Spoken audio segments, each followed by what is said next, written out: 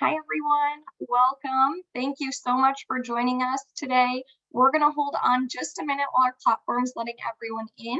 So notice as you join, you are automatically muted and your cameras are off. It'll stay like this throughout our presentation today, but feel free to use the chat throughout today's session to share your knowledge, resources, ask questions. We always love to hear from you. So feel free in the chat while we're just giving our platform a minute to give us a greeting. Let us know where you're tuning in from today. We would love to hear from you. Welcome, welcome. I see our numbers growing and those chat messages coming through. Hi, everyone. Thank you so much. I love seeing those. Wow, we have people joining from all over this afternoon. How fantastic. Jackie, can I add one thing in true wellness fashion? As people are typing that, I would also love if people share one thing that's bringing you joy right now in your life. That would be really nice to hear. I would love that too. Thank you. So feel free to add in there a greeting, your name, where you're coming from, and something that is bringing you joy right now or in this season of life.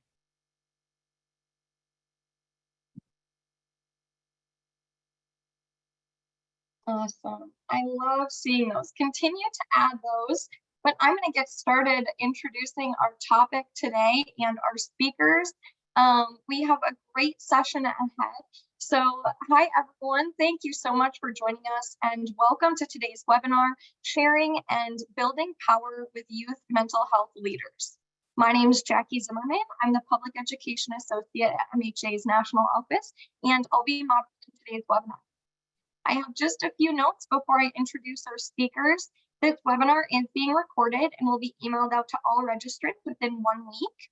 We currently do not offer CEUs, but if you would like a certificate of attendance, we do have a form that you can fill out and request one of those. I'll put that in the chat here shortly, and that will also come in your follow-up email. We'll have some time for Q&A with our panelists here today. And so please, throughout today, like I said, feel free to be utilizing the chat. Put any questions you might have in there as they're going through their information. And then we'll use some of those for our Q&A discussion to wrap up our time. So please feel free to add questions, comments, knowledge. We always love to hear from you. And today we are joined by members of Mental Health America's 2021-2022 Young Mental Health Leaders Council to discuss their recent report on intergenerational collaboration in mental health. Today with us, I welcome each of our panelists. We have Sophie Shev, Catherine Delgado, Mohammed Keter, and Pramila Baruda. I'll give you a little bit of background on each of our very accomplished panelists, and then we will jump right into discussion. Sophie is a Los Angeles-born mental health activist, writer, and public speaker, and an undergraduate student at Stanford University. She was a youth leader at MTV's Mental Health Youth Action Forum at the White House, where she shared her story with President Biden to help guide the administration on how to best serve the needs of youth in the mental health care system. Sophie is also a 3-time intern at the U.S. House of Representatives and an internationally recognized poet, winning the 2021 Orilla Poetry Prize and serving as an inaugural poet for Mayor Karen Bass. Sophie uses knowledge from her own lived experiences in the mental health care system to advise numerous organizations on youth mental health, including Lady Gaga's Born This Way Foundation, Mental Health America, and the California Mental Health Consortium, and NAMI. Welcome, Sophie. Thank you. So wonderful to be here. So excited to jump in. Of course. Thank you. With us today, we also have a 19-year-old from San Diego, California, social activist Catherine Delgado, who is ready to conquer the world with her dedication to grassroots organizing, youth empowerment, and mental health education. Catherine co-founded the Student Wellness Education and Resources SWEAR Committee, a student-led mental health advocacy program that wrote and implemented a mental health education curriculum for secondary schools in San Diego. She's a former social impact ambassador for Rare Beauty by Selena Gomez and a member of Mental Health America's Young Mental Health Leaders Council. Catherine is currently studying public health at George Washington University. Welcome, Catherine. Thank you. I'm so excited to be here. Fantastic. With us, we also have Mohammed, an Egyptian Muslim immigrant and social entrepreneur who is the founder and CEO of Flora, a mental health innovation studio building radically accessible and equitable solutions addressing the youth mental health crisis, with the vision of empowering every young person to flourish. Mohammed started Flora after a decade of suffering in silence with depression and anxiety, and being a survivor of multiple suicide attempts. Using his lived experience along with co-creation with youth mental health professionals, artists, parents, teachers, and other stakeholders, Flora created one of the first culturally relevant mental health education programs, partnering with local governments, schools, and corporations, and has reached over 50,000 youth across the world and 500,000 through social media campaigns. Through his work with Flora and his advocacy for mental health, Mohammed has received fellowships, awards, recognition from the Biden-Harris White House, President Bill Clinton and the Clinton Foundation, General Colin Powell, Forbes, Echoing Green, Ashkoa, and Stanford D School. He's also Forbes 1000th honoree and MTV's White House Youth Action Forum Youth Mental Health Leader. Welcome, Mohammed. We are so excited to have you here today. Awesome. And wonderful. Great to have you. And last but not least, we also have Pramila, who is a social entrepreneur, researcher, artist, and advocate. She's the founder of Impact Playground, a social justice education platform designed to empower and equip youth to pursue diverse pathways to advocacy. She currently serves as an advisor for 2 youth-led initiatives, Evolving Minds, as well as the Conference on Critical Psychiatry at Vanderbilt. She's presented about youth mental health and advocacy at several conferences, notably led by Asian American Psychological Association, Association of Women in Psychology, Mental Health America, as well as the Child and Youth Wellbeing Forum at the National Academies of Science, Engineering, and Medicine. Outside of advocacy, you can usually find her painting, writing poetry, dancing, or playing roller hockey. Welcome, Pramila, and all panelists. I usually shorten up people's bios, but I wanted to keep all of that goodness in those because, wow, we are joined by some extremely accomplished young people today, and I am just astounded by the work that you're doing and continue to do, as I'm sure everyone joining us is. So without further ado, we can jump right into it. Today we'll be discussing a report that all of these individuals helped to write and really make happen. So they're here to share some of the findings from that. And then also we'll have plenty of time to go through Q&A with these youth leaders. And so we are really looking forward to discussion. Like I said, as they're presenting, please feel free to be adding questions in the chat and we'll be collecting those. I'll hand it over to you, Catherine. Sounds good. Thank you so much. Okay, let me share my screen. Hopefully this turns out well. Okay, we're good? Yes. Okay, so hi everyone. Welcome to Mental Health America's webinar on sharing and building power with youth mental health leaders. My name is Catherine, and along with my wonderful friends who are here today, I am on MHA's Young Mental Health Leaders Council. The council is a group of 10 incredible mental health advocates who meet regularly to receive mentorship, create community, and promote our mental health initiatives and programs. So there are 4 of us today, but there are 6 other incredible people who unfortunately couldn't make it, but we want to recognize their work too. And today we are presenting our report from the 2021 to 2022 cohort. Our report is titled Building Power to Build a Mentally Healthy World, and it's centered on supporting and advancing youth leadership in the mental health space so that future and present mental health programs can be better equipped to support the needs of youth. As we began writing this report, we realized that change does not come easy. responses to the youth mental health crisis are complicated by long established institutions designed to devalue youth mental health and leadership. Currently, power concentrates in the hands of those who have power over young individuals. Oftentimes, this communicates to youth that their mental health is not a priority. And we firmly believe that power imbalances in youth leadership and mental health advocacy must be understood and shifted to build long-lasting, sustainable, and systemic change. We sought to shift these power imbalances by focusing on 3 different levels: the power within, the power with, and the power to. Now we will be providing recommendations for how to engage with and empower youth at these different levels of power.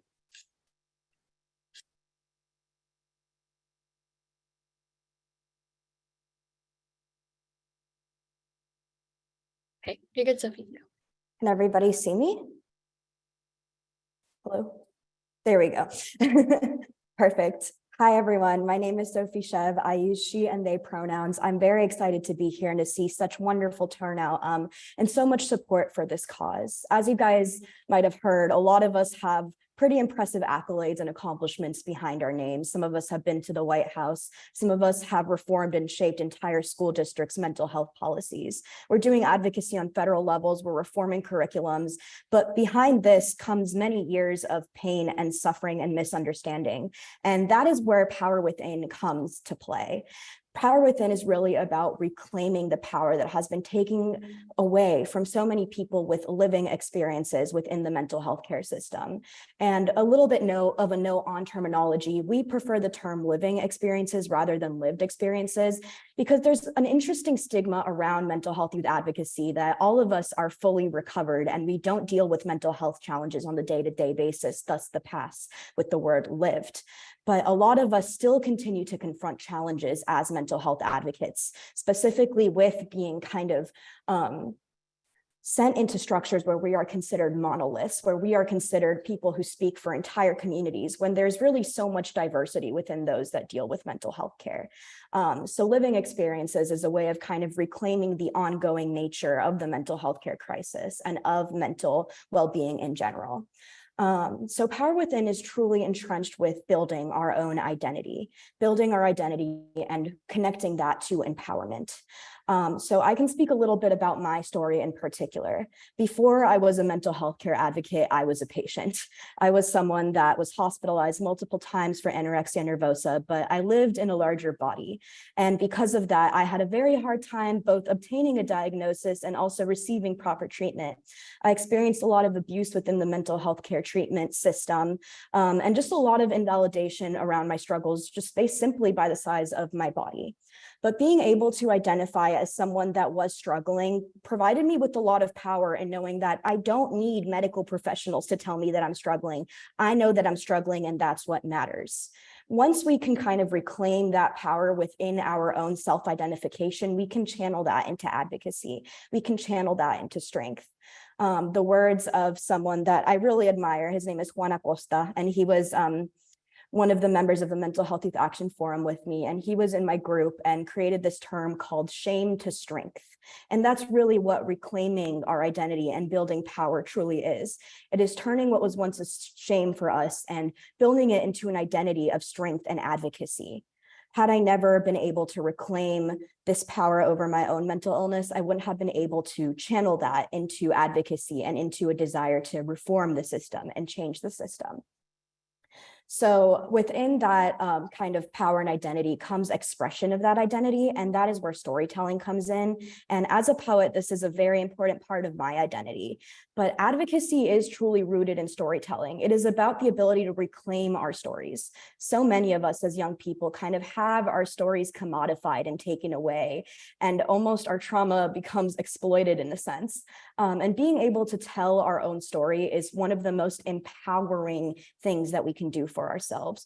So that's really what Power Within is truly about. It's about reclaiming our stories and using those stories to push for change, telling it ourselves the way that we want it to be told, the way that we want it to be heard, rather than kind of having that power taken away from us and being viewed as a monolith. So this is very intersectional and directly connects to the other forms of power, Power To and Power With. So I'm very excited to pass the mic on to my incredible fellow mental health members, where they can share a little bit more about what Power Within can kind of fuel in terms of creating Power To and Power With. Hello, everyone. It's an honor to be here. And Sophie, thank you so much for sharing your powerful story and really setting the stage for why is it that we do the work that we do. I want to start out with this idea that actually getting into youth advocacy was one of the most daunting things that I've ever had to do, mostly because it feels like such an isolating journey.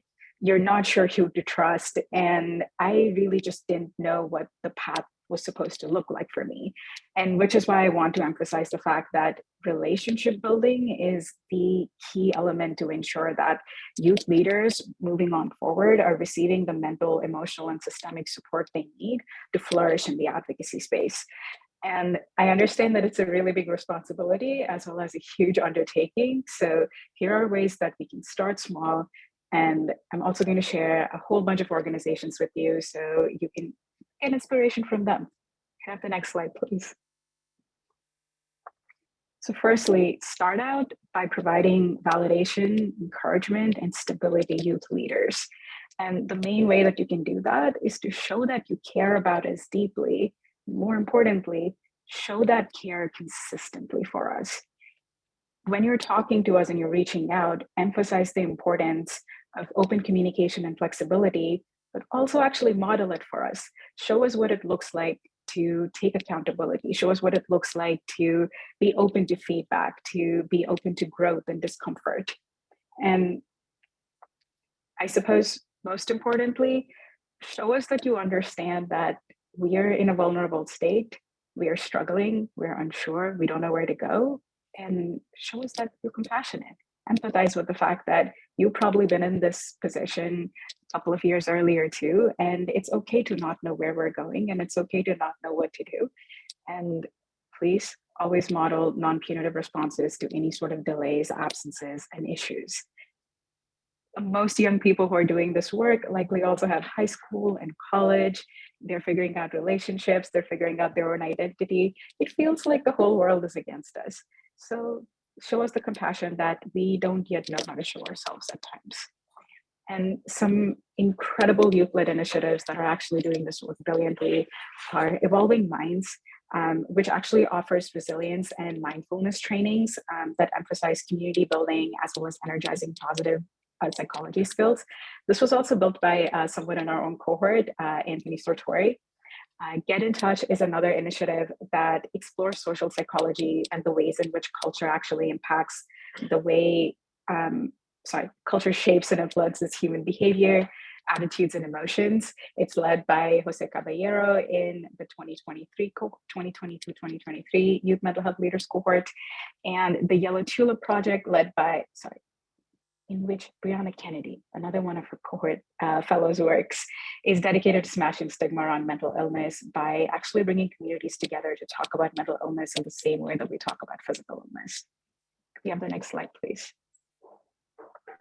So now that we started small, let's take it a step ahead and make it a little more complex. Understand that at the same time, youth can have a lot to add. They want to contribute, they have innovative ideas, but at the same time, they also actually need resources, infrastructure, learning, and growth opportunities. Both of these can coexist. So prioritize bi-directional growth. And what I mean by this is, as you're figuring out ways for youth leaders to grow, also figure out ways that your organizations can grow while learning from youth leaders. And Ensure that as you're listening to a lot of innovative solutions from young people, you connect them to evidence-based frameworks. You connect them to resources that will actually help them build their projects out. And you explain ways in which their solutions can work, as well as strategies to address barriers that they may actually encounter while building out these solutions. And most importantly, as a culture, make sure that you have humility, you're open to their ideas, and you allow space for creativity, because chances are solutions that are going to dismantle systems right now are not going to look like solutions that have been built so far. And on that note, organizations that are doing this work is my initiative, Impact Playground, which is a social justice education platform, which is designed for and by young people. So we consult youth leaders on what material is actually important to them, relevant and interesting to them, and we make sure that we provide that education back to them. Hope Lab is a social innovation lab that brings together youth leaders, product designers, and researchers to create products together.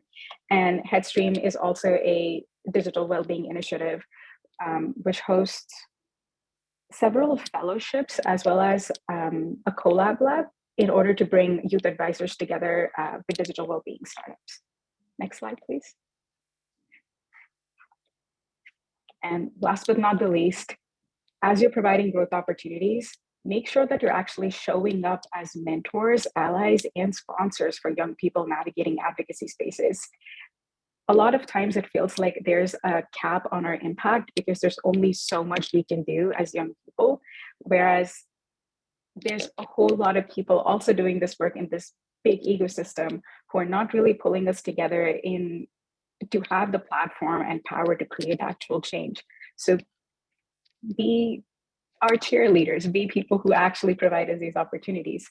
So firstly, reach out to any young people that you know who may feel uncomfortable asking for support and provide them the platform to bring out their ideas. Acknowledge that they have their own strengths, as well as provide your insights on how they can respond to different kinds of obstacles. Provide space for us to actually solve our problems ourselves. We are very capable, we're very competent, and we're very, very excited to do this. We just need a little bit of a push to know how to do it properly. And most importantly, provide direct opportunities for young people to be in positions that feel otherwise inaccessible. Some incredible ways that this has been happening is actually the Mental Health Strategy Summit that was hosted by Inseparables, and Hope Lab, as well as Mental Health America, actually brought together 20 youth leaders to be there at this policy summit, along with people who are doing this work on the grounds. Our Future in Mind is an initiative started by Mental Health America and I Don't Mind, which started as a multi-day summit to provide a platform to youth leaders and evolved into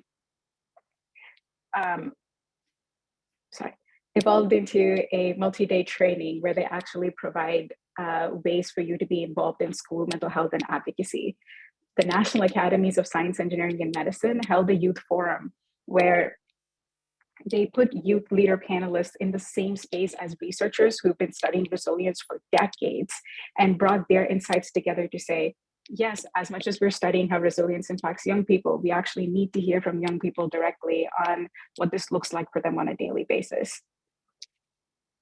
So yeah, I hope this has been helpful and it provides practical examples for you on how is it that you can model this work moving forward. And I'm going to pass the mic on to Moody. Awesome. Thank you so much, Pramila. Appreciate you. I don't know. Can people see me? I can't see myself. Yeah, okay, great. Awesome. Such incredible conversations so far. So thank you to my fellow incredible youth leaders. My name is Mahmoud Keter.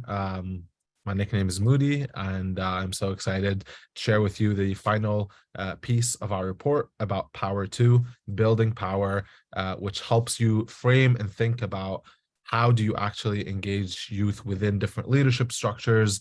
How do we have this conversation in a meaningful way, which I think we've had some great examples so far, a lot of what Pramila has presented, but kind of more of the strategy and the thinking behind it that I think will help us be able to engage young people more effectively. So we can go to the next slide. And the first point is really about prioritizing intergenerational approaches that build community and avoid stereotypes about youth and adults. So on both ends, there's some really strong stereotypes about what adults are and what young people are. I think the most common thing we used to hear from adults and still will hear is that, well, youth don't really know what they're talking about.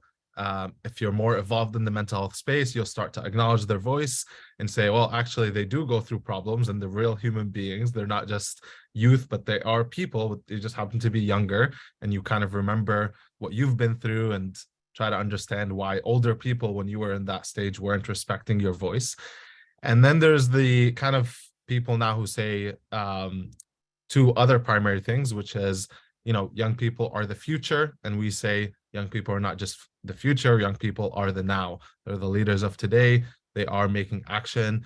The climate change movement is led by young people. Civil rights movement was led by young people. A lot of these movements are supported and led by youth. And so that's really important to acknowledge. And the last most recent one, I think, with that growing momentum of listening to young people, is people saying, well, okay, fine, youth got it. Youth got it. It's young people, you're going to save us. It's all on you. And now we're kind of like, I think a lot of young people are feeling the incredible pressure that puts on youth to say that it's all on you. You got it. You're going to save everything we messed up. And to that, we say, please don't do that. That's a lot of pressure. So the important thing here is recognizing that the future of mental health for young people, but also for everyone, is reliant on intergenerational collaboration and respect between everyone, right? And so there is a role for youth themselves to play in understanding what do adults do and what can adults do to support what young people are doing, what kind of power do they have, funding, resources, investment, etc. And then the same for adults who are looking to engage young people and knowing that, well, okay, we can't lay this all and say they're going to fix the problem, but we're going to say we need to find a meaningful way for us to understand how to engage them and also understand that we are part of the solution. We're all working together to make sure that it gets pushed forward. So I think this is really important to address and just take a moment to think about what stereotypes do I have about youth and young people. We've all been young people before. Some of us are still young people. Some of us are a bit aged out, but that's okay. I think that's important just to think about. Cool. So if you go to the next slide, just to show you one example of engaging young people. So this, we've heard a bunch of examples. So a lot of the time it's conferences have been happening a lot more often where you hear youth voice, and then you have youth advisory councils. And I'll talk in a second about other approaches, which are also great to collect and engage young people, collect their voices, and then engage them in some structures. I wanted to give one great example about the MTV Youth Action Forum that Sophie and I were part of, and you've heard a few times already. And so this was a partnership led by MTV and the Biden administration, the White House, along with a few other key stakeholders. The other stakeholders included nonprofits and for-profits, and they all came together to tackle this issue. And they said, okay, the way we're going to tackle this is through engaging 30 young people from across the country, and we're going to bring them together and we're going to help them design campaigns for youth mental health. And so what can we do? How can we engage these young people? They picked out a group of diverse leaders that kind of go across the board, BIPOC, LGBTQ, and made sure that they are engaged and that they are leading in designing the program. It ended with a White House visit and a collaboration with the First Lady, with Selena Gomez. And now my group, one of those groups that came out of it, has produced this campaign that now is going on for the next year called Hidden Healers. And I'll share the campaign with you in a second, but before I do, what I want you to take away from this is to think about private-public partnership, multi-partnerships with all the stakeholders that you think about, your local bank, your local government, your local governor, right, your local mayor. How can you bring together people from those different areas, including young people, to say, we can all work on this together. We don't have to work in a silo. Everyone cares about different social issues. So you just have to find the right stakeholders to push it forward. So I'm going to just play the video. It's about 2 minutes just to give you a feel of what the campaign is about. Yeah, let's take a quick look. Incredible historic day ahead of us. This is the first ever Mental Health Youth Action Forum. On this stage are some of the brightest young leaders in mental health advocacy. My name is Ayada Kelly. Khaira Bekaja. Madhouse Gorilla. My name is Mahmoud Kader. Mahmoud, tell us about what you've been working on, please. Thanks, Selena. Our group is called Hidden Healers. We're focused on culturally grounded healing. Every single person in this room has something to offer. We are looking at the voices of young people. We're also looking at the voices of people of color and their ancestors and the healing that has not been prioritized like other types of healing. Hidden Healers is the concept that we all have the ability to heal and like be the healer, be a hero in our lives. Like the ingenuity of hip-hop, I represent the power and magic of Black trans people, the power to make something from nothing. When Dr. Joe Biden said that I'm an awesome mom, it was absolutely amazing. My son can tell me, Mommy, I want to tell you my feelings, and that is all I need. Younger Khaira would have never imagined she would now have the honor and privilege to be working with MTV. In the Arab and Muslim community, we really don't talk about mental health. MTV has been a catalyst for change in so many ways. We have such an incredible opportunity to tell young people all over the world, your background matters, that your life matters. And that's what we want to uplift. Anyone could be hidden healer. Anyone who is transforming their communities, transforming themselves, their lives. We can look within our own communities and have culturally relevant healing practices. Everything is already within us. Our own cultures, our heritages, our personal experiences is a powerful vehicle of change. I want to ensure that everyone, no matter their age, their race, religion, sexual orientation, have access to services that support their mental health. You are a hidden healer. Everyone's a hidden healer, and everyone's got a little piece of healing within them. Thank you so much. The campaign can be found in hiddenhealers.org, and you'll see the videos we've made so far for Native Peoples Heritage Month. We're doing Black History Month is about to release soon, and so on. Two other quick examples. Mental Health America is in the process now of adding a young person into their actual board. So I'm going to talk about that in my next point. And Fountain House. Actually, let's go to the next and last point about integrating youth. So looking at thinking about youth councils are incredibly important, and young people want to be engaged in all different ways. Not all young people want to do whatever is currently out. So for example, what I'm going to say now, which is that we need youth to be in places of power and decision making, not just heard from our voices, but we need to actually be able to influence decision making. So Mental Health America having the Youth Mental Health council, leaders council here, what we participated in was incredible. They're going a step further and they want to add a young person to their actual board, right? Their board of directors. Another example is Fountain House. They had someone who with lived experience who's been through their program is currently on their board. And one last example that I actually forgot. I don't know the last example. So the idea here is that you want to provide multiple opportunities. You want to provide multiple avenues for engagement to be able to get young people to engage with you in the way that works for them. And of course, in the way that is mutually beneficial. So remembering to pay young people when you're, engaging them as consultants, you want their voice, you want their advice, etc., and make sure that that relationship is not just transactional. Awesome. I think that wraps up my point. Thank you very much. We'll start taking questions from the group if you have any. Absolutely. Thank you all so much.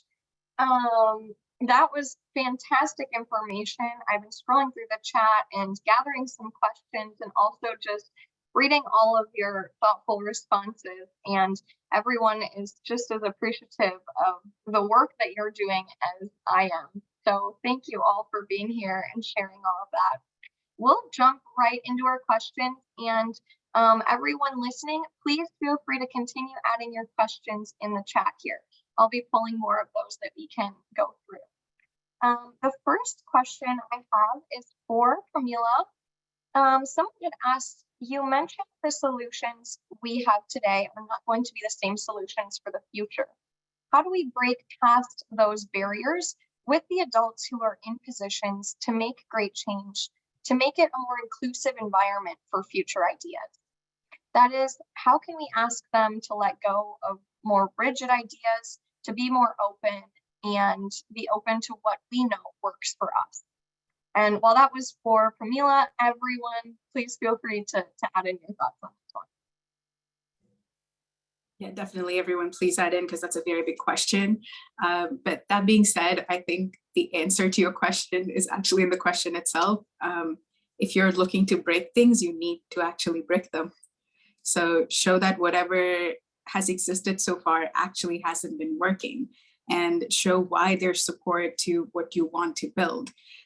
A very small example for that is if you're trying to show that you need to develop like some space for well-being within whatever program you're building for young people, just go to social media and look at how many mental health pages have how many supporters, all of which are young people. You have people in the hundreds of thousands and millions who are looking to these resources. And that shows you clearly that that's an under-addressed space, and you actually need to provide that sort of resources in whatever it is that you're building. And one way that I personally function is to build things and break them. So before building my startup, I did a workshop for young people to see, hey, is this even important for you? Do you even enjoy advocacy? Do you need these resources at all? And after doing that, we built a pilot for a 6-month program, all virtual with very few resources to say, hey, is this going to be helpful? Is this the kind of structure that you need? Are more comprehensive resources what you want? And now it's become a startup. So I think when you are looking to dismantle these systems, you do start small, like show that what actually resonates with people and what works actually works, but you need to show proof for that. I'm happy to pass it on to anyone else on my cohort who has other ideas. I can add on a little bit. Everything you said, I completely resonate with and agree. And I think a way that I'd almost summarize this is imagining is dismantling.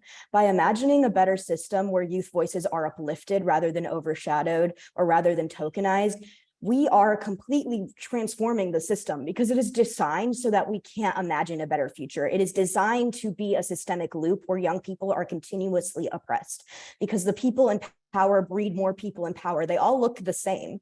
They all have the same goals. And a lot of this is mixed with capitalist greed, where you have people seeing that there are young people struggling with mental health. And a lot of times they will tokenize our voices and say, you know, we had a young person post on social media for us today, but it doesn't really go much further than that. So imagining a system where there is a lot more than that, like Mahmoud was talking about, having young people literally on the boards of organizations, having organizations led by young people, uplifted by adult leaders. That is the system that we are trying to imagine. And by imagining it, we are redesigning it.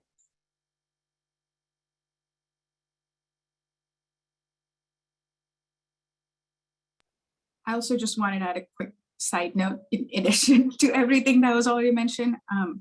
When you do have more diverse voices joining your initiatives, it is going to be extremely uncomfortable. You are going to have to deal with just how much privilege there's already existed in these spaces. You're going to have to deal with the grief that these groups have had to go through because they didn't have access to the resources that they needed. And you are going to have to listen to a lot of very rightful anger at why things haven't been working for them. And so that whole space of dismantling and like actually innovating, and it is just very uncomfortable. There were a lot of times when, even while bringing up a single perspectives that should have felt like common sense, or just like, this is very natural, this should be like foundational to the programs that you're building, feels extremely uncomfortable because it feels like you're going against the flow. And despite that, like, just keep being added. For that matter, I remember Kelly saying that it actually took her, Kelly, the AVP who started all of Youth Mental Health Leaders Council, mentioned that it took her over 2 years of constantly pitching this idea to finally get the support to start this council. And right now, this council has done like such incredible work in bringing together leaders from across the country who are having impact that spans across the world. And that took her so long to get started. So sometimes ideas like this are going to take a while, and that's fine. And they're going to be uncomfortable, and that's fine too. You just keep going at it. That is such a great point. Advocacy takes time, work, and grit, and it's not easy, and it can be frustrating for those that are constantly working towards this goal of a greater good for all. And we see the vision, and so it can be hard, but your perseverance shows, and all of those accolades behind each of your names shows, those were not easy to get. And it's a challenge to be involved in this kind of work, which leads me to another question. A lot of times something that I'll hear is youth wanting to get more involved, or they are passionate about these causes. They have struggled with their own mental health. They want to find others similar to them or be involved in this type of work, but they just don't know where to start, or they feel discouraged if they're not being heard when they're bringing up these issues. If there's other youth on our call here today, or young people that have the same passions that you do for this work, and they just don't know how to get started, or they're having trouble getting started, what would you say to them? I can go for this one. I think the biggest lessons that I've ever learned is that you are not alone. I think with this council, it really embodies the essence of it. We're a community. It's not one person trying to tackle one large issue. It's all of us working in different ways to help each other and advance this cause and want to help youth. And when I started my work in San Diego on the local level and now bringing it on the national level, I never thought these accolades were attached to me alone. When I talk about my school curriculum or working with Rare Beauty, it's not just Catherine. There's also my friend Hannah and so many other people who work together, and all the dominoes lined up to reach this point. And when you're having these frustrating, stressful moments, it really helps to just talk to someone, share that anger, and when they resonate with those feelings and echo it back to you and create a safe space that really inspires you to keep going, because you're not the only one like pushing a rock up a mountain. There's other people, helping you and like relieving that weight. I can add something here. I think finding the intersectionality between your interest in mental health and something else could be really powerful. So, for example, if you find that like two of your top passions or things that make you really angry are like, okay, I'm really angry about climate change and I really care about mental health, that intersection is incredibly powerful. It could also be your religion, it could be your community, it could be as local. Sometimes people think, oh, if I'm not working on like a national level, it's not impactful. It's like that is like the biggest lie that's been sold to people, especially youth advocates. It's like if you're able to pass something in one school, if you're able to like in your school, and you go and you're like, okay, I'm going to talk to my administrator like about we need mental health education in my school. We need to have mental health speakers here. We need to integrate the curriculum. And that doesn't work, and then you're like, okay, I'm going to organize like a protest in my school, so I feel like doing that, knowing that like local impact is an incredibly moving thing. I mean, you can change one person's life. Is like, we have a saying in my religion, saving one life is like saving humanity. And so it's like, if you're able to do that just for one person, I think it's incredible. You also don't have to, I mean, another level of engagement is like getting the training to be able to support yourself and take care of your own wellness and well-being, and then just being able to do it for someone else. So there's a lot of programs around just being, a peer supporter, helping someone, whether it's like mental health first aid training, it might be local in your city, just getting the foundation, an 8-hour course on mental health and being able to support someone else. Like, I feel like those are like monumental steps. Don't underestimate the impact that can have on your life and one other person.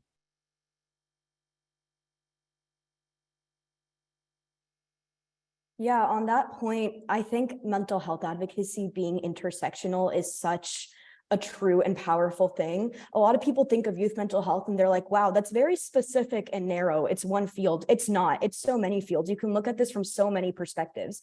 Like Mahmoud was mentioning, you can look at this from a climate anxiety perspective. You can look at this from a medical system perspective. You could look at this from an education perspective. And it can be overwhelming. I know that for me, it is overwhelming on a daily basis.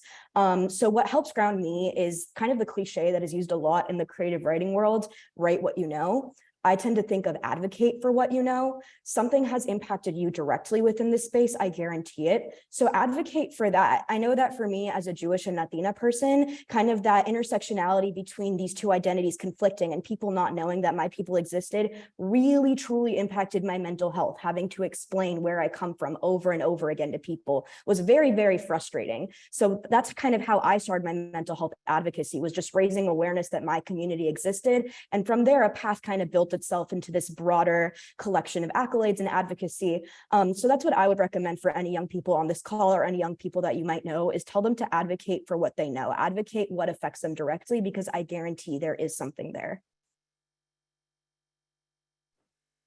I just want to echo Sophie's point about that.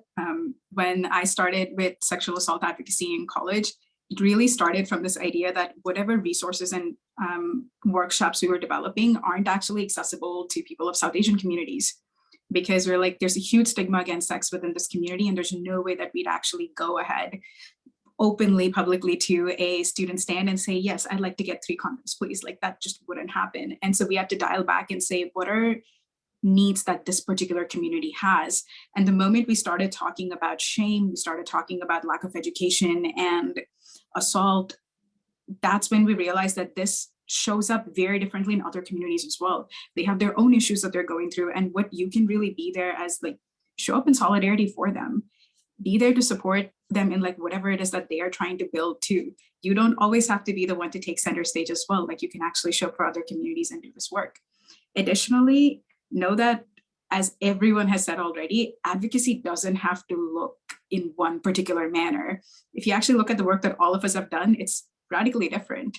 And when I ran a South Asian Youth Mental Health Fellowship program, everyone went through the same exact curriculum, but by the end of it, there's a student who came up with a research report on how patriarchy impacts men and women. There's another one who decided to come up with an educational workshop on how domestic violence actually impacts the South Asian community. Another one was talking about Islamophobia within like broader South Asian communities. And all of this looked very, very different. And that's what we need. We need all of your diverse voices in here to reach out to areas that we just don't know that people actually need support. Fantastic advice from each and every one of you. It's all very helpful to hear, and I'm sure anyone out there listening that wants to get connected was able to take some really impactful messages from what you had to share.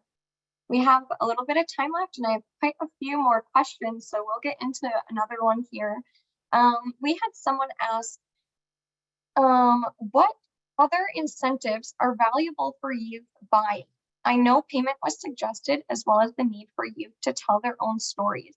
What other suggestions do you have for successful intergenerational collaboration where youth will feel valued in sharing their mental health advocacy?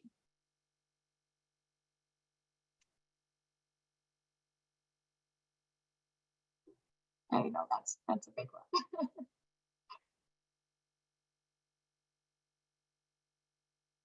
Well, I wrote some down in the chat. I saw the question, wasn't sure if we were gonna get to it, so I'll say them real quick and see if anyone has anything to add. I think one is like, you can always ask young people directly that you're trying to get engaged, like how can this benefit you? What would you like in return? I think payment will always come as one of the top options. But of course, I think, for example, if you're asking them to travel or you're engaging them, reimbursement for travel, for food, or even paying it upfront is even better. Some career opportunities or pathways to paid work, I think, is important. I did a lot of work pro bono. I've done tons of talks and workshops and programs for free for different environments, but I think it is really important to figure out models of funding and models of support to make sure that the work is sustainable. I also think offering like certificates or proof of engagement in any initiative, of course, for like resume, career building, college, and so on, is important. Those are just some ideas on my end. I also want to add on and say, this particular report that we wrote is actually co-authored by all of us on the council.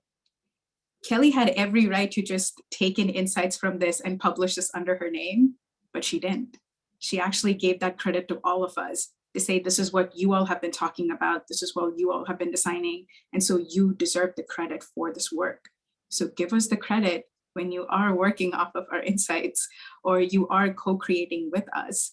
This also happens notoriously in research. And I'm pretty sure Joseph Sexton, another one of our cohort, will go on a whole, I'm pretty sure he has a whole speech prepared to tell you about this, but there are a lot of times when high schoolers, undergrad students are involved in research and they don't get to be their first authors. They're not even credited in the actual work.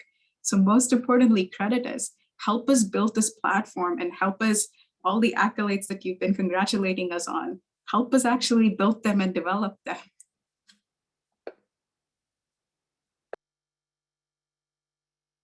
Wonderful point. Thank you both so much. I'm going to go with one more question that was really great that came through. This individual said, the biggest challenge I'm seeing in my organization is a lack of youth engagement, specifically in this post-pandemic world. Our numbers are down for activities that are educational, but up for activities that are more fun or low key. So the question is, do any of our panelists today have advice on how to engage youth in educational and productive endeavors when they're burnt out from the pandemic and state of the world? I know I'm hitting you with the hard ones. I can get us started. Education doesn't need to look traditional, like sitting down in a classroom for a lecture with a bunch of slides.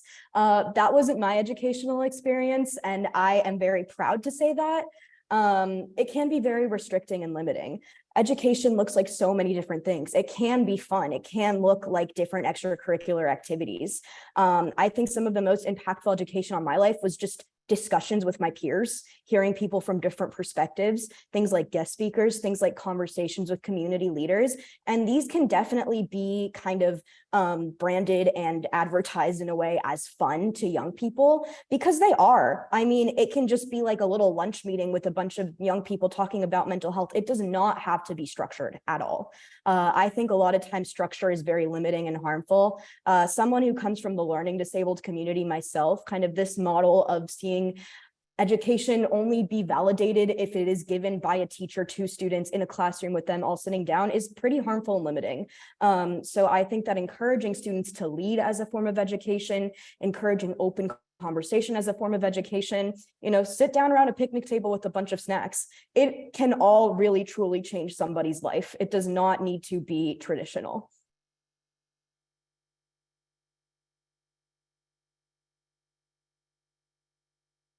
I can add one thing.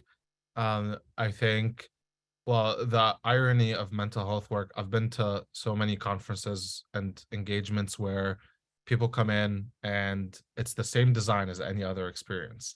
And they don't think about like the fact that we're doing mental health work. We should actually be more intentional about designing our experiences to be wellness experiences that are healing and connect us better.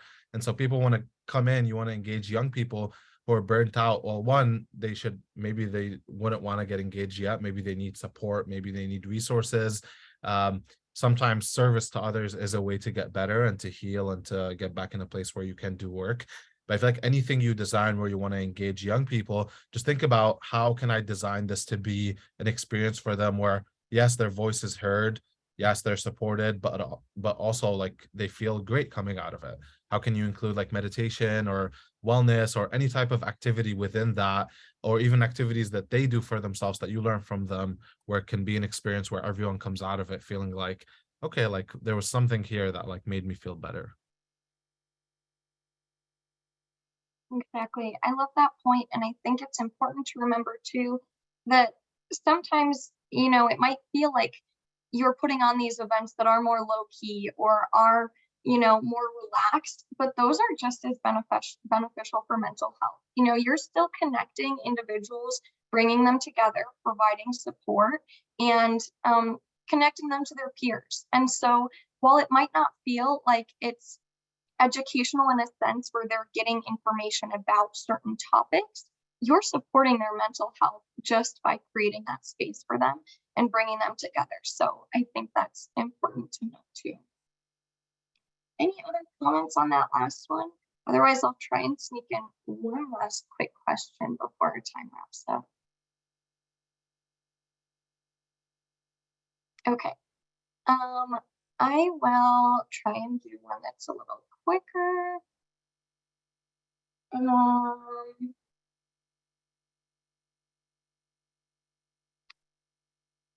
I'll do a few that are just more topical. And so these are quick for each of you that have come in specific to the speaker. So Moody, someone asked, does Hidden Healers do anything for migrant population?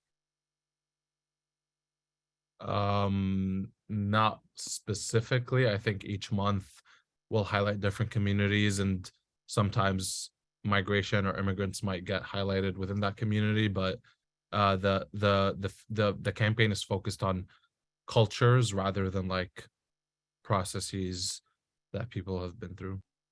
Definitely, thank you.